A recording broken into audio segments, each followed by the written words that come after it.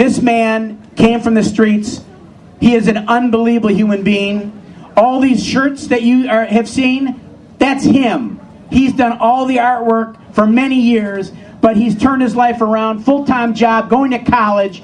Matt's going to tell his story now, and this is why we're here. Give it up for Matt. Hey everybody, how are you doing? Thanks for coming out in the rain. Appreciate all the people who come out here showing the support, working for their cause. Some of you are wearing the Team Captain shirts and you've got angels on your chests, and that's always been a big theme with Jeffrey, is angels and the power that they have in our lives and how each one of us can be the angel in somebody else's life. And I gotta say, you know, I certainly don't feel like an angel. I'm just a guy. I'm just some person. I was born into the world like everybody else. I didn't have much choice in that.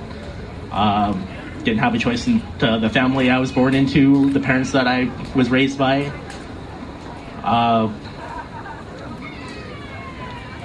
Didn't have the choice to get beat up every day when I was a kid. Didn't have the choice to, you know, walk away. It was just, I was faced with a situation, and that's what I grew up in, and, you know, we all do the best that we can with what we got, right? I felt like I didn't have a lot of choices growing up. And just, I ended up heading down a really bad road. Just wasn't a very bright future. And it got to the point where I had to start making some really hard decisions. I ended up having to go up real fast.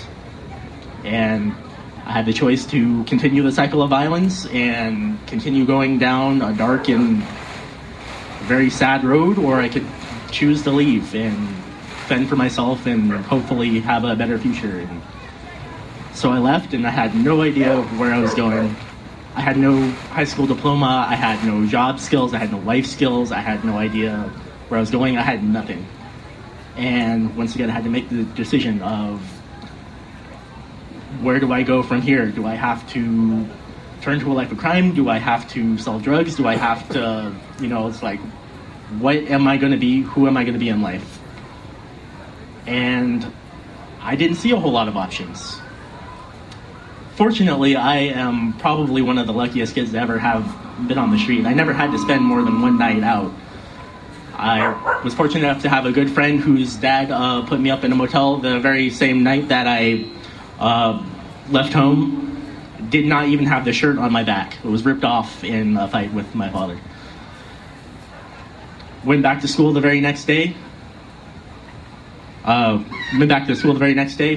And that night I was in the storefront, and I ended up having a whole lot of options. I had a place to sleep at night, I had food to eat, I was in a safe place full of the most wonderful people I've ever met in my entire life. People who are very dear to my heart even now. I went back to the storefront. I lived there for 3 months. Got my high school diploma. I ended up going to a job training program. I was able to find a job. I was able to start college. I was able to get a car and my own apartment and start building the foundation of a real life for myself. I was given an option when I thought there were none, when I thought nobody cared, when I thought that I was probably just going to end up, you know, just one more statistic. I had no faith in myself, and these people had faith in me. These people helped me become so much better of a person, the person that I know I can be. And part of that is the people of Storefront, part of that is Jeffrey with Photo Charity, because of his relentless and tireless efforts to get every dollar he can for these kids, for kids like me. For people like you who have no idea who I was 10 minutes ago or an hour ago or several years ago. You don't know the kids that you're helping out. You're never going to get to meet them. Fortunately, you know, you might get to meet one or two faces, but there are 100 kids, 1,000 kids that you can help that you will never get to meet, but they will benefit. They will have better lives because of what's going on today, because people in the community took a stand and said, we will not allow,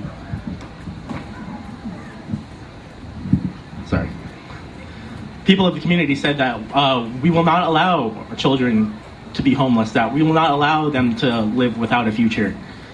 And that's what this is really all about. It's about possibility, it's about future, it's about giving hope. Because when you're out on the street, that's the worst part. It's not being cold or being hungry or not having anybody care about you. It's all of those things together and knowing that tomorrow is going to be exactly like today. Tomorrow you're going to be cold, next week you're going to be cold, next week you're going to be hungry, and 10 years from now you're probably going to be cold and hungry and you have no idea how to get out of that. You don't have any faith in the society, you don't have faith in the adults around you, you don't have faith in the people around you. It's just a struggle and a fight, and you start building these walls around yourself and you don't believe that there is any future. And one day you realize that it's not walls you build it for yourself, it's just a really deep hole. And eventually you start pulling that hole in around you and you end up in the ground. That's basically it. So what we need to do is we need to give the people a future. We need to give them a hand and say, we will help you into the future. It's not about giving handouts. It's not about just saying, hey, well, you know, we'll give you some food to eat. It's about giving them the possibility to do better for themselves, because there's not a person out on the street, there's not a 17-year-old, 18, 19-year-old kid who doesn't want better for themselves. They have dreams. It's about allowing them to break down those walls and build that future for themselves. I did it. I'm in college. I work super hard. And I can trace everything that I have back to people like you. It's all about the community coming together. And, you know, if everybody in San Diego could just take out $1 and give it to us, we could have this shelter up, you know, like no time. So tell everybody you know, just tell, you know, 4 or 5 people you know, and have them 4 or 5 people that they know. I know it's really hard. The economy is tough. People need jobs. Not a person in this audience can spare a $1. So go spread the word, and hopefully as a community we can end homelessness in San Diego and spread that out to the rest of the country.